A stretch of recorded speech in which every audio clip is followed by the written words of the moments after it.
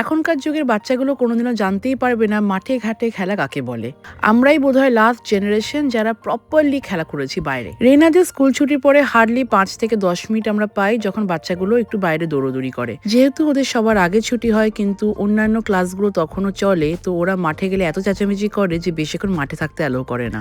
আমাদের ফ্ল্যাটে আশেপাশে কোনো প্রপার পার্কও নেই যে ওকে একটু নিয়ে যাব খেলাবো, তাই রেনার কাছে ওপেন স্পেস বলতে আমাদের বাড়ির ছাদ, কিন্তু সেখানে আবার মাটির সাথে কোনো কানেকশন নেই।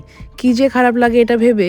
যাই হোক, আমার ছিল আজকে একটা বিয়ে সাজানো, আমারই বন্ধুর বিয়ে, কিন্তু বাবু আমাকে এমন একটা গুগল লোকেশন বলেছে, গিয়ে দেখছি চারিপাশে জঙ্গল, প্রচুর মশা, এলাকায় বিয়ের কোনো নামগন্ধই নেই। 10 মিনিটের রাস্তা প্রায় 1 ঘন্টা ঘুরে ফাইনালি ওর বাড়িতে গিয়ে পৌঁছালাম। কাকিমা আবার ধরে বেঁধে আমাদেরকে লাঞ্চও করিয়ে দিল। তারপরে কনেকে নিয়ে চলে গেলাম বিয়ের ভেন্যুতে। এবার এই বন্ধুকে নিয়ে কিছু বলি। ইনি হচ্ছেন আমার কলেজের বন্ধু। আমি আরও একসাথে ইংলিশ অনার্স পড়েছি। ক্লাসে সব থেকে শান্ত, ওবিডিয়েন্ট আর ডিসিপ্লিনড একটা মেয়ে ছিল।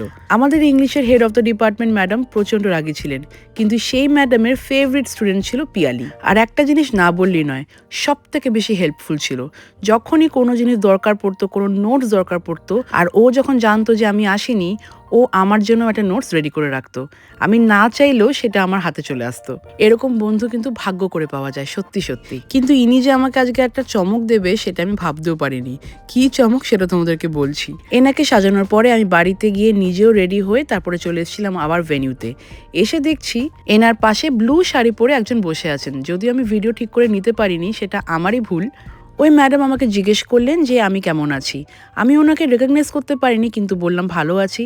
পরে যখন পিয়ালিকে জিজ্ঞেস করলাম যে উনি কে, আমাকে কি করে চেনেন, তখন পিয়ালি আমার মাথায় গাঁটটা মেরে বলল, ইনি তো আমাদের সেই হেড অফ দ্য ডিপার্টমেন্ট যার ভয় বাঘে আর গরুতে এক ঘাটে জল খেত।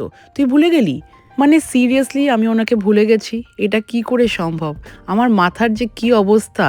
কলেজে ওনার কাছে এত বকা খেয়েছি, এত পানিশমেন্ট খেয়েছি, রীতিমতন জীবনের প্রথম পেরেন্টস কল ইনিই করেছিলেন। এই ভুলে যাওয়া রোগটা আমাকে যে এই লেভেলে কেস খাওয়াবে আমি ভাবতেও পারিনি। আমি ওনাকে একদম র্যান্ডম কেউ একজন হিসেবে ট্রিট করেছিলাম। রাদার ঠিক করে তাকেও রেসপন্ড করিনি, বিকজ আমার তখন ফুল নজর ছিল পিয়ালির উপরে। ওনার কাছে গিয়ে প্রচুর অ্যাপোলজি চাইলাম, সরি বললাম। কে জানে উনি আমাকে কি ভাবলেন। এইসব ভাবতে ভাবতেই নজর পড়লো, দেখলাম পিয়ালি চলে এসেছে বরের সামনে। এই বাঙালিদের বিয়ের নিয়মটা আমার যে এত ভালো লাগে।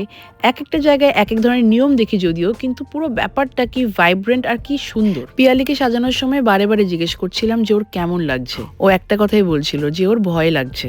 সত্যি তো, ভয় তো লাগবেই। পুরো নতুন একটা জায়গায়ও যাচ্ছে যে। আবার বউ ভাতে দেখা হবে এটা জানিয়ে খেয়ে দিয়ে ফাইনালি চলে এলাম বাড়িতে। ওদের অনেক অনেক শুভকামনা জানাই। Thank you for watching my mini blog. সবাই খুব ভালো থেকো।